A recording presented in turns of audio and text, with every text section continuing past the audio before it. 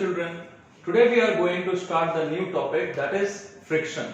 हमने जब last chapter सीखा है न्यूटन्स लॉज ऑफ मोशन के बारे में, तो at the very beginning of that chapter हमने डिस्कस किया था कि कॉन्टैक्ट फोर्सेस और नॉन कॉन्टैक्ट फोर्सेस क्या होता है. हमने एक हिंट लिया था. अब ये जो हमारा फ्रिक्शन है it is also a contact force. और कॉन्टैक्ट फोर्स क्या होता है हमें पता है. एक बार हम रिव्यू करते हैं.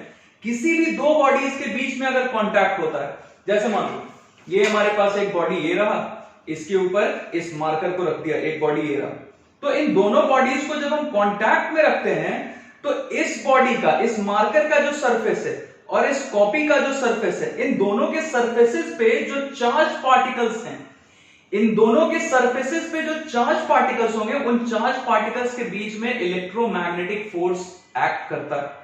और ये इलेक्ट्रोमैग्नेटिक फोर्स इन दोनों के बीच के चार्ज पार्टिकल्स के बीच में एक्ट करता है, तो इसके वजह से हमारा रिजल्ट होता है that we know as the contact force. So basically contact force क्या है? It is the result of what? The acting of electromagnetic forces between what? Between the charge particle of these surfaces. इस surface पे जो charge particle है वो और इस marker के सरफेस पे जो चार्ज पार्टिकल है वो, इन दोनों के बीच में इलेक्ट्रोमैग्नेटिक फोर्स एक्ट करता है और इसी की वजह से हमारा कॉन्टैक्ट फोर्स आता है. That is the result of it. खैर, तो कॉन्टैक्ट फोर्स हमने टेंशन के बारे में हमने सीखा था, नॉर्मल कॉन्टैक्ट फोर्स के बारे में सीखा था. अब ये फ्रिक्शन फोर्स क्या है भाई, इसे भी समझते हैं. तो कॉन्टैक्ट फोर्स हमें पता चल चुका है क्या है. ये कॉन्टैक्ट फोर्स क्यों होता है? It results from the electromagnetic force acting between what? Acting between the charged particles. Between the charged particles at the surface of two bodies in contact.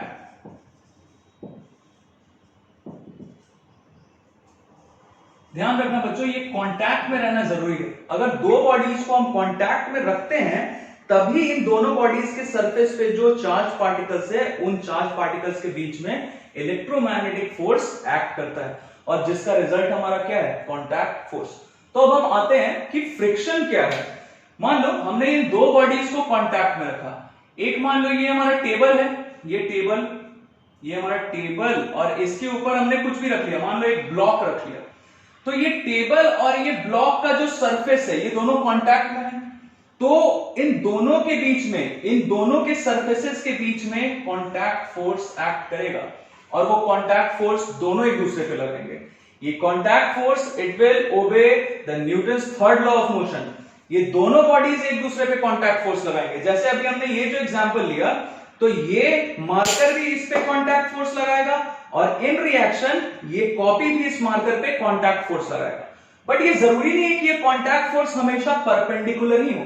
ये कैसे भी ऑब्लिकली भी हो सकता है, ये इस एंगल पे भी हो सकता है. तो ये टेबल इस पे कांटेक्ट फोर्स लगा रहा है इधर, तो ऑब्वियसली ये ब्लॉक भी इस टेबल पे कांटेक्ट फोर्स लगाएगा इधर. तो पेयर में है ये दोनों कांटेक्ट फोर्स, ये इस पे लगाएगा और ये इस पे लगाएगा. तो ये Newton's third law of motion को ओबे करते हैं. अब बच्चों जरा सोचो, ये जो हमारा कांटेक्ट फोर्स है इसे हम दो पार्ट्स में ब्रेक कर सकते हैं, दो कंपोनेंट्स में ब्रेक कर सकते हैं. जैसा कि हमने वेक्टर चैप्टर में सबसे पहले सीखा था, ये कांटेक्ट फोर्स को तुम दो कंपोनेंट्स में ब्रेक कर सकते हो. कर लिया दो कंपोनेंट्स में ब्रेक, दो कंपोनेंट्स में रिजॉल्व कर लिया इसको. तो ये इसका एक कंपोनेंट इधर हुआ, that is perpendicular to the surface. मैं लिख देता हूं, the contact force can be resolved in two components. दो कंपोनेंट्स में हम इसे रिजॉल्व कर सकते हैं. किस किस कंपोनेंट में भाई? पहला, one perpendicular to the surface of contact.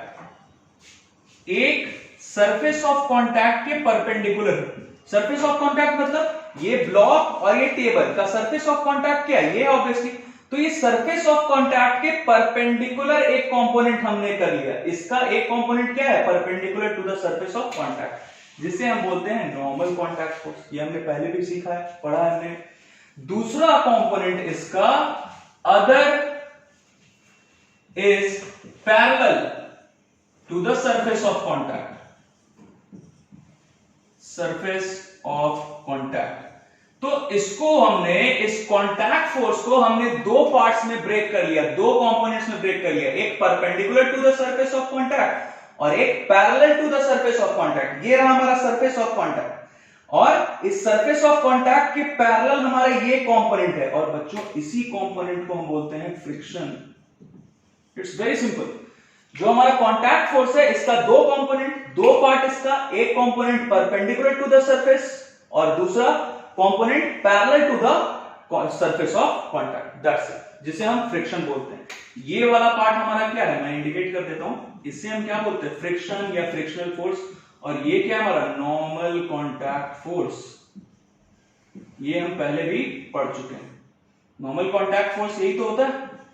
Normal contact force, ये टेबल लगाएगा इस डायरेक्शन में और ये ब्लॉक भी लगाएगा टेबल पे डाउनवर्ड डायरेक्शन में। खैर, तो ये हमने बेसिक एक आइडिया ले लिया कि फ्रिक्शन आखिर आ कहां से रही है, किसका कंपोनेंट है। किसका कंपोनेंट है ये जो हमारा कंपोनेंट, ये जो हमारा कॉन्टैक्ट फोर्स है, इसका कंपोनेंट है friction, parallel component, that is parallel to the surface of contact. अब हमारे दिमाग में ये आता है, ये एक चीज और बता दूं तुम्हें, ये जो एंगल है, the angle between contact force और नॉर्मल कॉन्टैक्ट फोर्स के बीच में जो ये एंगल बन रहा है, इसे हम एंगल ऑफ फ्रिक्शन बोलते हैं। आगे चल के ये तुम्हें फाइंड करना होगा। हो सकता है न्यूमेरिकल में गिवन रहे कि ये फाइंड करना है, या ये गिवन है और इससे रिलेटेड तुम्हें हो सकता है कॉन्टैक्ट फोर्स फाइंड करना हो या नॉर्मल कॉन्टैक्ट फोर्स फाइंड करना हो। खैर, तो इसे हम लिख लेते हैं। ये थीटा यहां पे क्या है? Frictional angle of friction.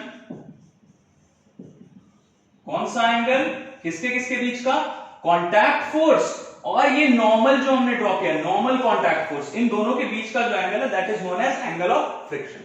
ठीक, बच्चों फ्रिक्शन तुमने पहले भी पढ़ा है। It is a general myth. लोगों को लगता है कि फ्रिक्शन मतलब ये मोशन को अपोज करेगा। मोशन नहीं, सिर्फ रिलेटिव मोशन को ये अपोज करता है। क्योंकि अब हम दो टाइप के फ्रिक्शन के बारे में पढ़ेंगे, static friction and kinetic friction. तो ये बिल्कुल क्लियरली समझना है कि ये फ्रिक्शन है क्या? It opposes the relative motion between two bodies. Relative motion मतलब एक बॉडी दूसरे बॉडी के रेस्पेक्ट में मूव कर रहा है और दूसरा बॉडी पहले बॉडी के रेस्पेक्ट में मूव कर रहा है। बिल्कुल आसान। तो हम देखते हैं फ्रिक्शन क्या है। ये सारा चीज हम हटाते हैं।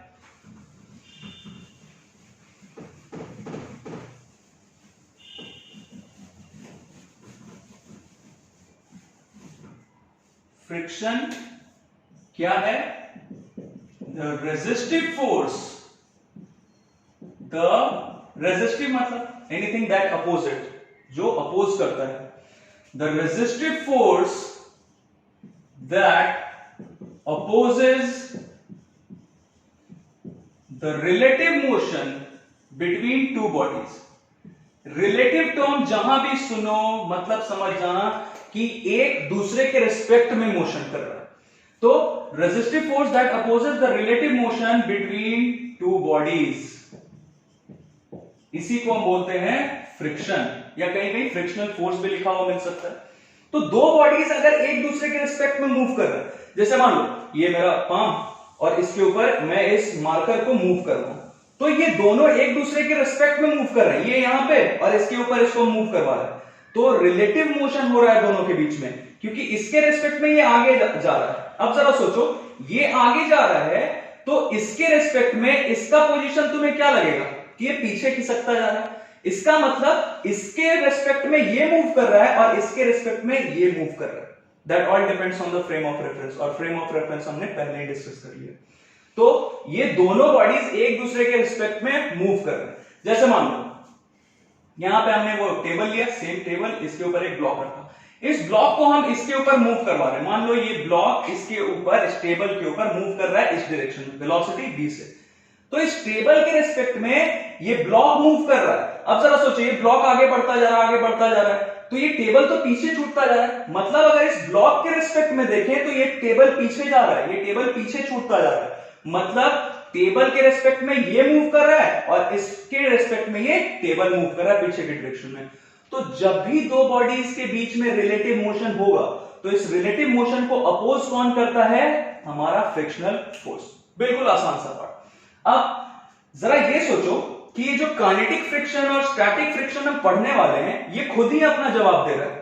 काइनेटिक मतलब the body must be moving, relative motion होगा बॉडीज के बीच में, तब जो फ्रिक्शन होगा उसे हम काइनेटिक फ्रिक्शन बोलते हैं। तो एक बार हम इसे लिख लेते हैं। एक चीज और ध्यान रखना बच्चों, हमें स्टैटिक फ्रिक्शन के बारे में पढ़ना है। तो स्टैटिक टर्म का मतलब कि बॉडी रेस्ट पे है, तो हम यहां एक चीज और लिख सकते हैं साथ में, और there is a tendency of relative motion. इसके लिए बहुत आसान सा एग्जांपल लेते हैं। मान लो अब जैसे ये टेबल के ऊपर ये ब्लॉक है, इसको हमने धक्का दिया, ये मूव करने लगा, तो मतलब दोनों बॉडीज के बीच में रिलेटिव मोशन शुरू हो गया, स्टार्ट हो गया। बट मान लो एक बहुत बड़ा सा, इतना बड़ा एक वार्डरोब है, अलमीरा है, इसको एक छोटा सा बच्चा धक्का दे रहा है, फोर्स लगा रहा है, तो ये मूव करेगा क्या? बड़ा सा अलमीरा मूव करेगा बच्चे के पुश करने से? नहीं, ऑब्वियसली नहीं करेगा। तो ये बच्चा इसमें फोर्स तो लगा रहा है, मान लो ये फोर्स एफ लगा रहा है, ये बच्चा यहाँ पे ये इस पे अलमीरा पे फोर्स लगा रहा है इस डायरेक्शन में, बट ये मूव नहीं कर रहा है। मूव नहीं कर रहा है इसका मतलब जरूर कि इस फोर्स के अपोजिट कोई फोर्स एक्ट कर रहा है, और उसी फोर्स को हम बोलते हैं स्टैटिक फ्रिक्शन। हम पढ़ेंगे इसके बारे में, बहुत अच्छे से पढ़ेंगे। अभी हम बस एक हिंट ले रहे हैं कि काइनेटिक फ्रिक्शन और स्टैटिक फ्रिक्शन के बीच में डिफरेंस क्या है। Kinetic friction as the term sounds कि दोनों बॉडीज के बीच में रिलेटिव मोशन स्टार्ट हो चुका है। अगर दोनों बॉडीज के बीच में रिलेटिव मोशन हो रहा है तो जो फोर्स ऑफ फ्रिक्शन है जो अपोज कर रहा है इस रिलेटिव मोशन को, इसको हम बोलेंगे काइनेटिक फ्रिक्शन। और अगर कोई फोर्स इस पे लगाया जा रहा है बट बॉडी मूव नहीं कर रहा है, मतलब बॉडी रेस्ट पे है, तो उस वक्त जो फोर्स ऑफ फ्रिक्शन अपोज कर रहा है इसके मोशन को, जरा सोचो, ये इस पे फोर्स लगा रहा है बच्चा, तो ऑब्वियसली इस वार्डरोब का टेंडेंसी क्या होगा कि ये इसके ऊपर स्लाइड करना स्टार्ट कर दे। ये जो हमारा सरफेस है, फ्लोर है, इसके ऊपर ये हमारा अलमीरा, इसका टेंडेंसी क्या है कि ये इस सरफेस के रेस्पेक्ट में, इस फ्लोर के रेस्पेक्ट में ये आगे बढ़ने लगे, मूव करने लगे, तो मतलब इसका टेंडेंसी है रिलेटिव मोशन करने का। So if there is tendency of relative motion, ये टेंडेंसी सुन के ही दिमाग में क्या आएगा कि रिलेटिव मोशन होना है यहां पे बट हो नहीं रहा है। तो ये अगर रेस्ट पे है अलमीरा तो इस पे कौन सा फ्रिक्शन फोर्स एक्ट कर रहा है? Static friction. स्टैटिक मतलब rest, at rest. It's very simple, ये हम सीखेंगे आगे चल के। अभी फिलहाल हम फोकस करेंगे काइनेटिक फ्रिक्शन पे, और काइनेटिक फ्रिक्शन का मतलब यहां लिख लेते हैं हम। काइनेटिक फ्रिक्शन का मतलब द फोर्स या the resistive force that opposes the relative motion between two bodies,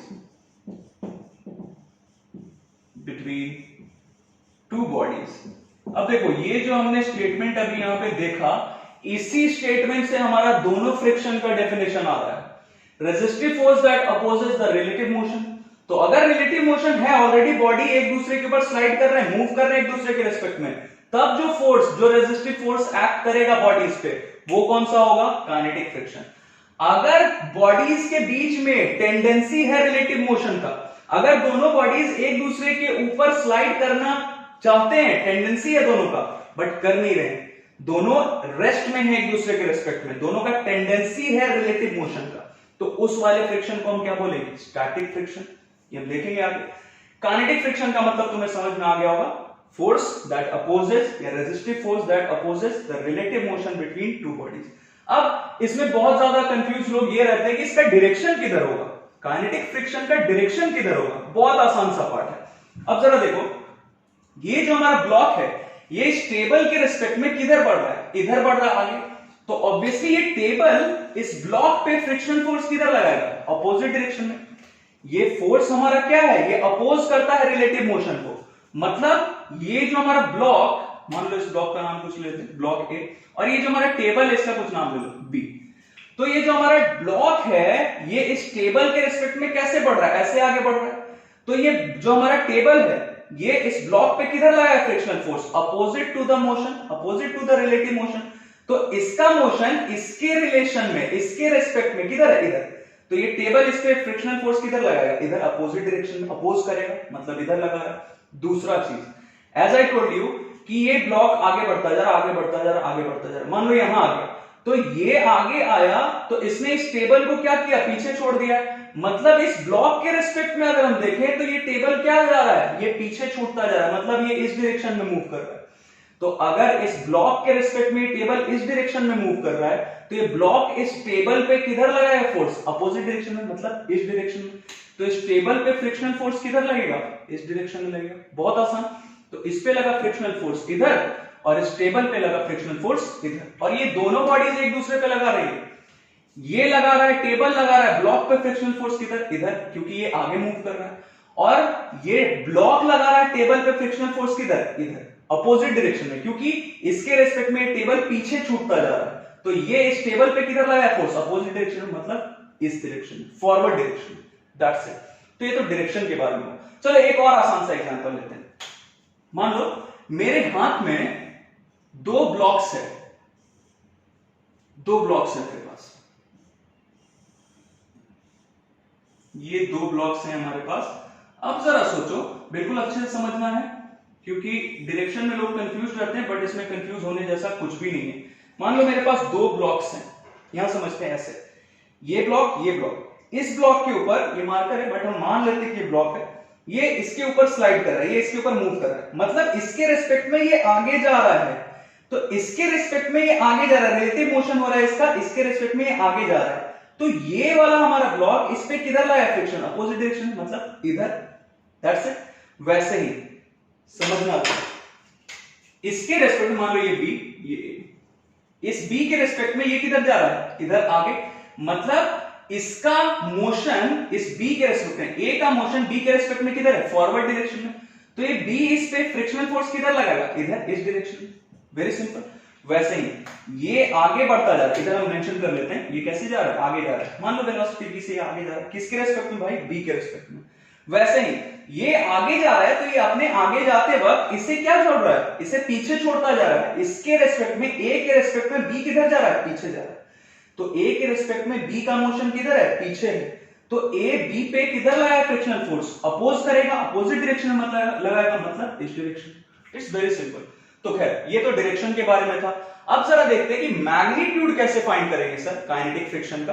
देख, मैग्नीट्यूड ऑफ काइनेटिक फ्रिक्शन क्या होता है बच्चों। इस काइनेटिक फ्रिक्शन को हम F और बेस में, इसके नीचे बेस में K लिखते हैं। काइनेटिक फ्रिक्शन को हम इस सिंबल से डिनोट करते हैं, Fk। ओके, तो मैग्नीट्यूड ऑफ काइनेटिक फ्रिक्शन क्या होता है, ये जो Fk है, मतलब काइनेटिक फ्रिक्शन का जो मैग्नीट्यूड है, it is directly proportional to the normal contact force between the two bodies.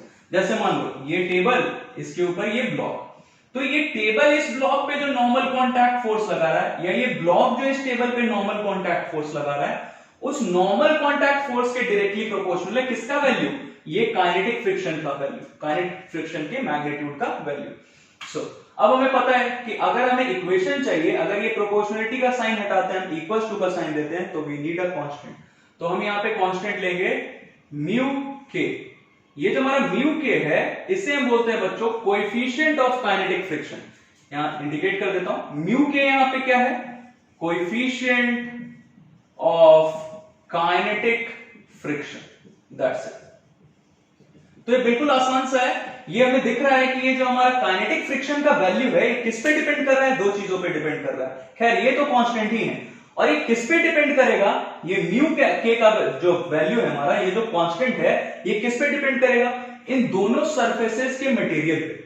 अब जैसे ये सरफेस, ये हमारा टेबल, ये ब्लॉक, तो ये टेबल और ये ब्लॉक का जो सरफेस है, ये जिस मटेरियल का बना हुआ है, जिस नेचर का है, उस मटेरियल पे, उस सरफेस के नेचर पे डिपेंड करता है ये म्यू के का वैल्यू।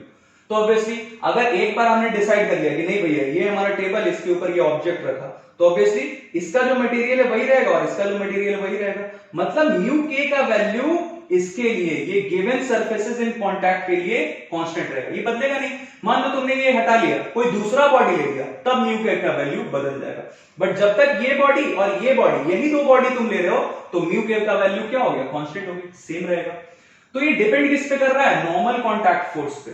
मतलब इस बॉडी को तुम इसके ऊपर कितने ही स्पीड से मूव करवाओ, उससे हमें कोई मतलब नहीं है। जैसे मान लो ये पाम, इसके ऊपर इस मार्कर को हम मूव करवा रहे हैं, अब इस मार्कर को ऐसे ऐसे मूव करवा रहे हैं, अगर इसके जगह ऐसे ऐसे भी मूव करवाने लगे जल्दी जल्दी भी, तो ऐसा नहीं है कि फ्रिक्शनल फोर्स बढ़ जाएगा, फ्रिक्शनल फोर्स का जितना वैल्यू है उतना ही रहेगा।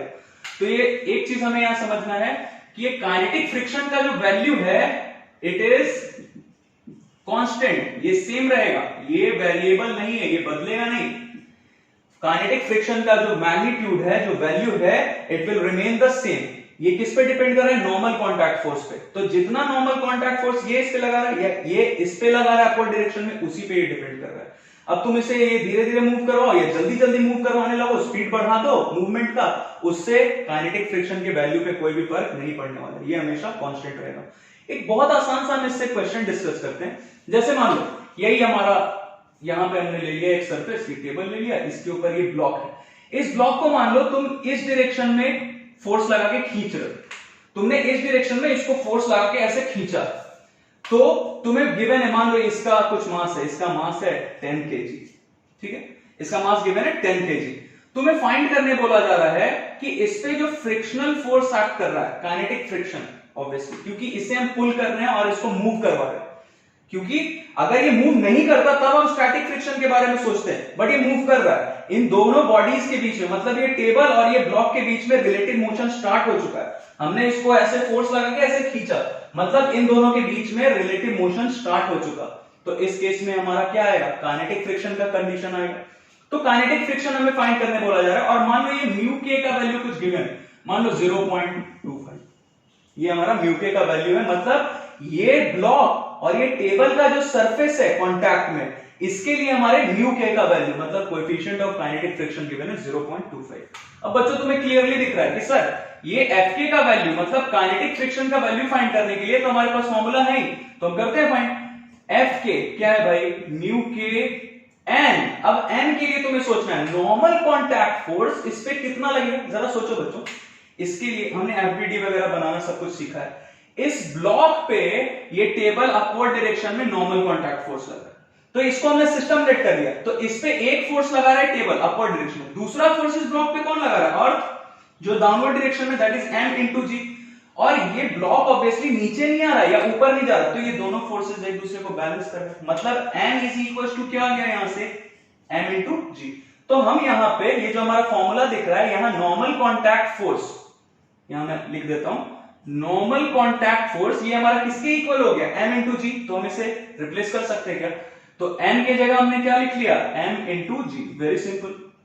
म्यू के का वैल्यू गिवन है 0.25 इंटू मास हमने कितना लिया था 10 kg, ठीक है भाई लिख लेते हैं 10 kg मल्टीप्लाइड बाय जी। जी का वैल्यू क्या 10 मीटर पर सेकंड स्क्वायर ले लेते हैं मान लो।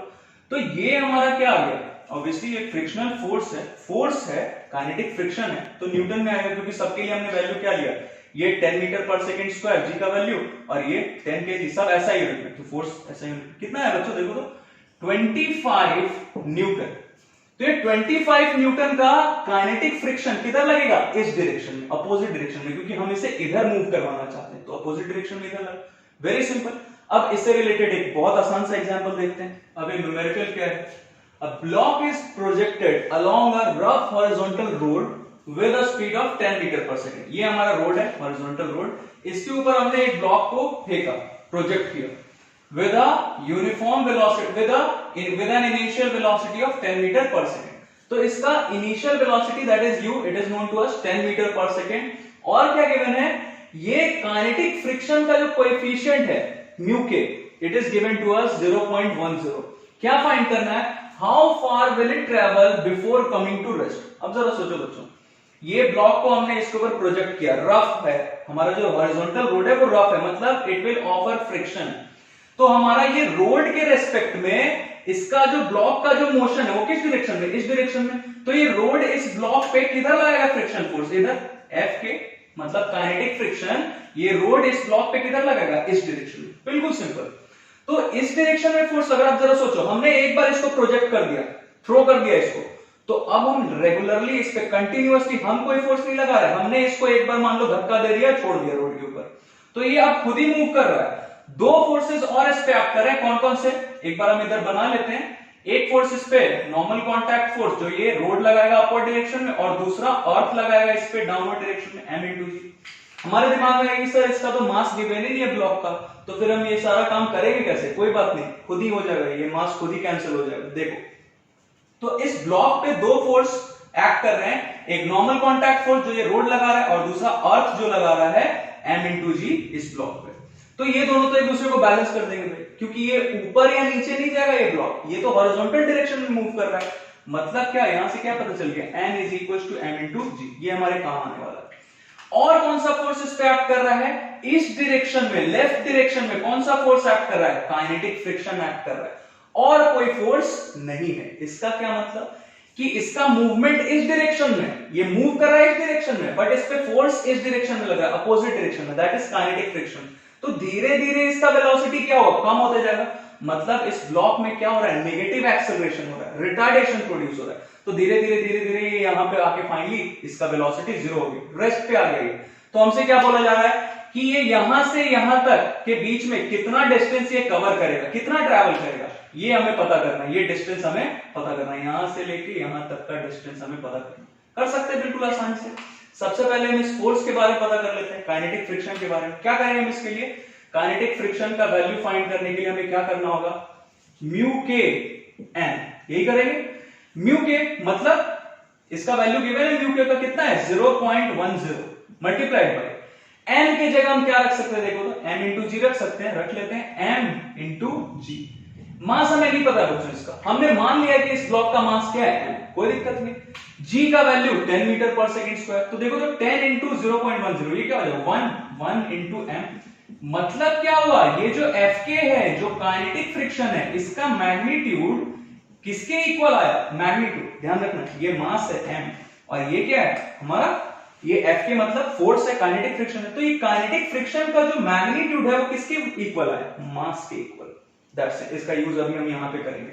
तो हमें फोर्स तो पता चल गया। अब बच्चों तुम्हें पता है कि force, Newton second law of motion, force equals to क्या होता है, मास टाइम्स एक्सेलरेशन।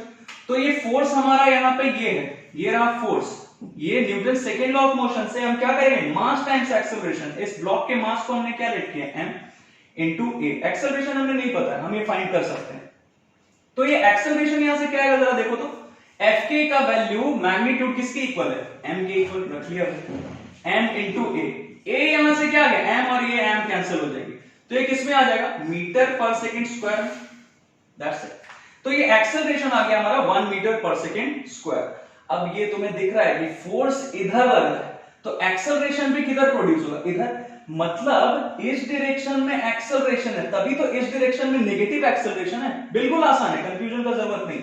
इस डायरेक्शन में बॉडी का वेलोसिटी कम होते जा रहा है, मतलब इस डायरेक्शन में क्या है, रिटार्डेशन, नेगेटिव एक्सेलरेशन। तो इसके अपोजिट इधर आएंगे तो इधर क्या होगा, एक्सेलरेशन। इधर नेगेटिव एक्सेलरेशन है तो इधर एक्सेलरेशन। तो एक्सेलरेशन का वैल्यू हमें पता चल गया 1 मीटर पर सेकंड स्क्वायर। अब हमें करना क्या है कि यहां से यहां तक आने में इसने कितना डिस्टेंस ट्रैवल किया, तो ये तुम क्लास 9 से करते आ रहे हो। इक्वेशंस ऑफ मोशन लगाओ, क्या होगा भाई, v² = u² - 2s। माइनस क्यों ले रहे हैं, क्योंकि बॉडी का वेलोसिटी कम होता जा रहा है, मतलब ये नेगेटिव एक्सेलरेशन हो रहा है। तो acceleration 1 metre per second square है, तो नेगेटिव एक्सेलरेशन -2as। v का वैल्यू क्या है, तुम्हें दिख रहा है, v क्या है 0, 0 का स्क्वायर 0, u क्या है 10, 10 का स्क्वायर 100 - 2as। a का वैल्यू तुमने फाइंड कर लिया 1। और यहाँ माइनस क्यों ले रहे हैं ये तुम्हें पता होगा, क्योंकि इस डायरेक्शन में एक्सेलरेशन है, तो इस डायरेक्शन में नेगेटिव एक्सेलरेशन, इसलिए -2s लिया। s का वैल्यू तुम्हें पता करना है, ये इधर आया -100 - 2s। s क्या आ गया यहां से देखो तो 50 मीटर। मतलब ये जो ब्लॉक है ये यहां से यहां तक आने में, मतलब 10 मीटर पर सेकंड से रेस्ट पे आने में जो इसका वेलोसिटी कम हो रहा है, इतने में इसने कितना डिस्प्लेसमेंट, कितना डिस्टेंस कवर किया, 50 मीटर तक। बहुत आसान सा है। एक और आसान सा न्यूमेरिकल देखते हैं इससे रिलेटेड।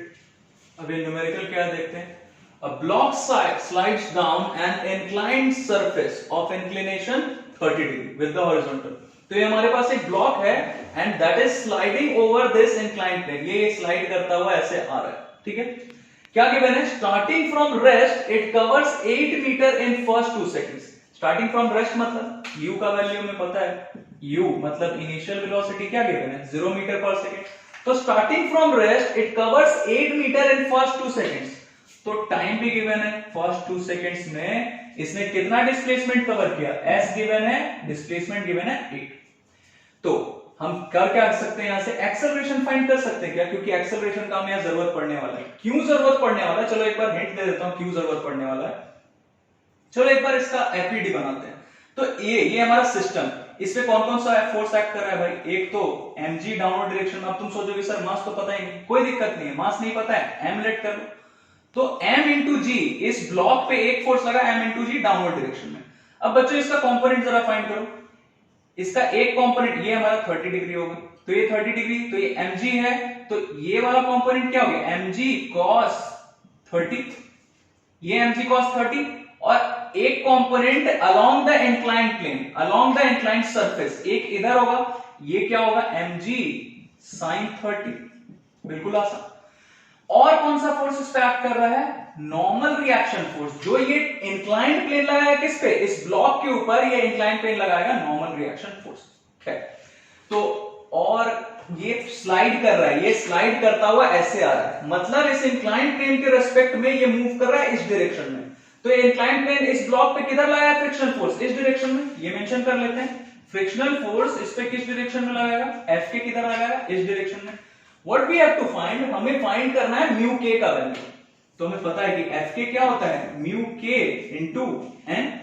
तो हमें म्यू के पता करना है, तो म्यू के लिए हमें क्या क्या चाहिए, एन चाहिए और एफ के चाहिए, मतलब काइनेटिक फ्रिक्शन चाहिए।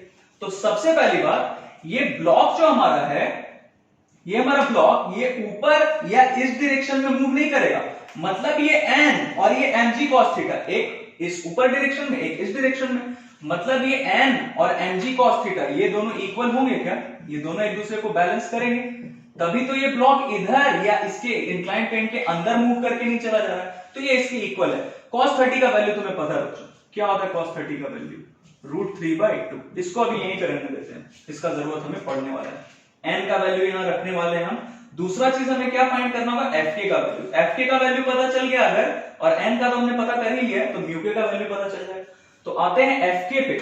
देखो तुम क्या करेंगे, fk का वैल्यू पता करने के लिए, अब तुम्हें दिख रहा है कि ये जो ब्लॉक है हमारा, ये स्लाइड करता हुआ ऐसे आ रहा है, मतलब इसका एक्सेलरेशन किस डायरेक्शन में, इस डायरेक्शन में। तो Newton second law of motion हम अप्लाई करेंगे, दिस फोर्स माइनस fk, क्योंकि ये मूव कर रहा है इस डायरेक्शन में, तो रिजल्टेंट फोर्स किस डायरेक्शन में, इस डायरेक्शन में। तो हम क्या करेंगे, mg sin theta minus fk को इक्वेट किससे करेंगे, मास टाइम्स एक्सेलरेशन। तो एक्सेलरेशन तो हमें चाहिए इस ब्लॉक का, कि ये मूव कर रहा है किस एक्सेलरेशन से। तो हमारे पास यहां जो इंफॉर्मेशन है, इससे हम एक्सेलरेशन पता कर सकते हैं। कितना मूव किया, 8 मीटर, कितने टाइम में, 2 सेकंड में। स्टार्ट कर रहा था, जब रेस्ट से स्टार्ट हुआ तो 2 सेकंड में इतना लेंथ इसने कवर कर लिया, डिस्टेंस कवर कर लिया। S is equal to ut plus half at square, यहां हम यूज करने वाले हैं। S क्या है 8, u 0, तो ये पूरा टर्म 0, प्लस हाफ, t क्या है 2, 2 का स्क्वायर 4, मतलब ये यहां से क्या आ गया, मल्टीप्लाई कर लो, ये क्या आ गया, a एक्सेलरेशन है, a हमने मान लिया एक्सेलरेशन है, हम यहां लिख लेते हैं, let a be acceleration. Acceleration किसका, एक्सेलरेशन ब्लॉक का। तो एक्सेलरेशन हमने लेट कर लिया a। अभी a का वैल्यू देखो, यहां से क्या आ गया, a क्या आ गया 4 मीटर पर सेकेंड स्क्वायर। अब हम Newton second law of motion apply करने वाले हैं, बाय न्यूटन्स सेकेंड लॉ। क्या बोलता है Newton second law, the vector sum of all the forces acting on the body is equals to mass times acceleration. तो ये n और mg cos theta ये दोनों तो एक दूसरे को बैलेंस कर दे रहे हैं, तो और कौन कौन सा फोर्स बचा, ये और ये।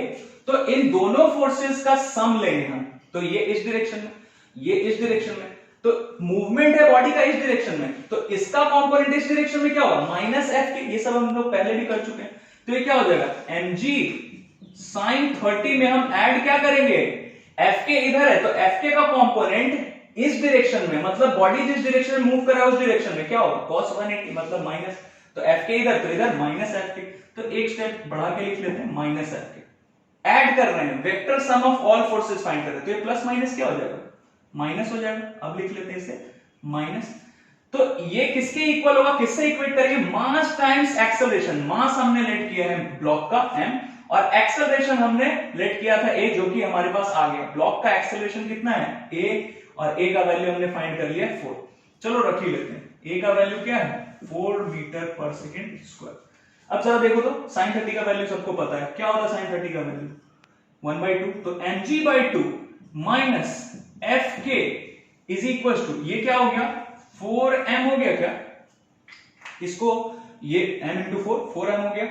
n का वैल्यू हमें यहां से पता है, fk का वैल्यू हम यहां से पता कर सकते हैं। देखो तो fk का वैल्यू क्या हो जाएगा, fk को उधर भेजो, fk को उधर भेजो, इसको इधर लाओ, क्या हो गया m कॉमन ले लिया और ये 4 इंटू m में से m अगर हम कॉमन ले ले तो ये क्या हो जाएगा mg/, चलो एक स्टेप लिख ही देता हूं, mg/2 इसको इधर लाओ माइनस 4m, fk को उधर भेज दिया।